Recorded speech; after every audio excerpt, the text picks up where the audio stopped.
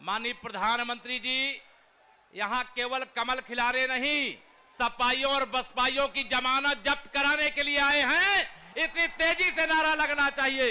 बोलिए भारत माता की, भारत माता की, भारत माता की जय श्री राम।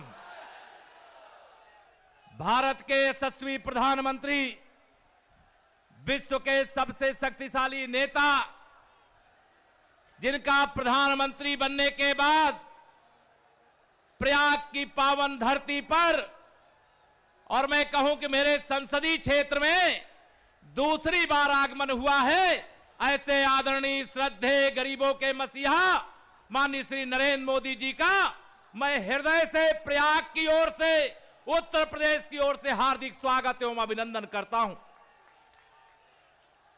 मेरे मित्रों, हम सब यहां पर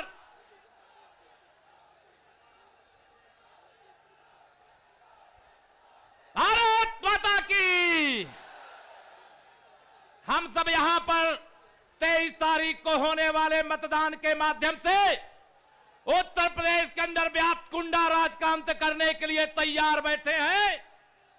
और मैं माननीय प्रधानमंत्री जी को अवगत कराना चाहता हूं कि चाहे यह इलाहाबाद जनपद हो, चाहे कौशाम्बी जनपद हो, चाहे प्रतापगढ़ जनपद हो, यहां 22 सीटें कुल हैं और 22 में से 22 सीटों पर भारतीय जनता पार्टी का कमल खिलता हुआ नजर आ रहा है। हमारे सहयोगी जो अपना दल के साथी हैं, उनकी भी विजय सुनिश्चित दिखाई दे रही है। माननीय प्रधानमंत्री जी, उत्तर प्रदेश भ्रष्टाचार के आकंठ सागर में डूबा हुआ है। आज पूरे उत्तर प्रदेश के अंदर भारतीय जनता पार्टी के पक्ष में जो लहर चल रही है मित्रों, 3 चरण का चुनाव हो गया है और 3 चरण के चुनाव के बाद जो संदेश है, जनता के संदेश के माध्यम से, वोट के माध्यम से भारतीय जनता पार्टी के प्रति मिले समर्थन के आधार पर मैं कह सकता हूं कि साइकिल पंचर हो गई है, हाथी बेहोश पड़ा है। पूरे उत्तर प्रदेश के अंदर जो अपराधियों का, गुंडों का आतंक है, उनको अब यह डर लगने लगा है कि भारतीय जनता पार्टी आने जा रही है। मेरे मित्रों, आप सबके सामने मैं यह भी कहना चाहता हूं, चाहे इलाहाबाद हो, चाहे कौशाम्बी हो, चाहे प्रतापगढ़ हो, यहां के पुलिस और प्रशासन के कई अधिकारी सपा के पदाधिकारी बनकर के कार्यकर्ताओं के उत्पीड़न का प्रयास कर रहे हैं। मेरे कार्यकर्ताओं, मैं आपका आह्वान करना चाहता हूं, 23 तारीख तक की जिम्मेदारी आप निभाइएगा। 23 तारीख के बाद की जिम्मेदारी भारतीय जनता पार्टी निभाएगी, भारतीय जनता पार्टी का नेतृत्व निभाएगा। किसी से डरने की जरूरत नहीं है, किसी के सामने झुकने की जरूरत नहीं है।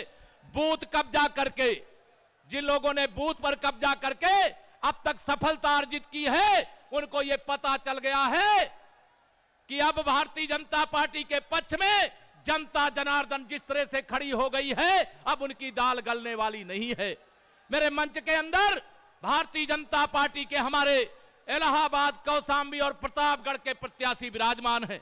हमारे कौशाम्बी और भदोही और इलाहाबाद के माननीय सांसद भी यहां पर विराजमान हैं। मैं आप सबकी ओर से माननीय अपने मंच सबका स्वागत करता हुआ प्रत्याशियों के विजय की शुभकामना प्रकट करता हूं। आप सबके सामने भारतीय जनता पार्टी के माध्यम से मैं यह भी कहना चाहता हूं, उत्तर प्रदेश का मित्रों, भाग्य बदलने वाला है। भारतीय जनता पार्टी उत्तर प्रदेश से कुशासन का अंत करके सुशासन देने का काम करेगी। माननीय मेरे बंधुओं, माननीय प्रधानमंत्री जी ने नोटबंदी का काम किया था। नोटबंदी सही थी कि गलत थी? जरा जोर से बोलिए, सही थी कि गलत थी? जरा तालियों की गड़गड़ाहट के साथ माननीय प्रधानमंत्री जी को संदेश दीजिए।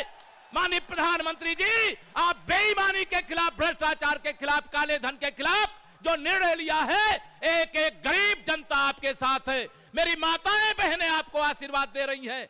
हर कार्य योजना जो भी भारत सरकार के द्वारा योजना आई है, गरीब के लिए पहले, किसान के लिए पहले, नौजवान के लिए पहले देने का काम हुआ है। आज मुझे यहां पर भाषण इसलिए देने की आवश्यकता नहीं, मेरा लोकसभा क्षेत्र में आप सबके बीच में रहता हूं लेकिन उत्तर प्रदेश के अंदर भारतीय जनता पार्टी की जो लहर थी अब वो सुनामी बन चुकी है। मैं माननीय प्रधानमंत्री जी का प्रयाग की पावन भूमि पर अपनी ओर से, संसदीय क्षेत्र की एक एक जनता की ओर से, उत्तर प्रदेश की ओर से सभागार में उपस्थित इस जन सैलाब की ओर से स्वागत करता हुआ अपनी बात को पूरी करता हूं और माननीय प्रधानमंत्री जी से निवेदन करता हूं कि उपस्थित जन सैलाब को अपना आशीर्वाद, अपना मार्गदर्शन देने की कृपा करें। उत्तर प्रदेश के अंदर भारतीय जनता पार्टी का कमल खिलाने के लिए यहां जनता आपको सुनने के लिए बेताब है। माननीय प्रधानमंत्री श्री नरेंद्र मोदी जी, बोलिए भारत माता की। मोदी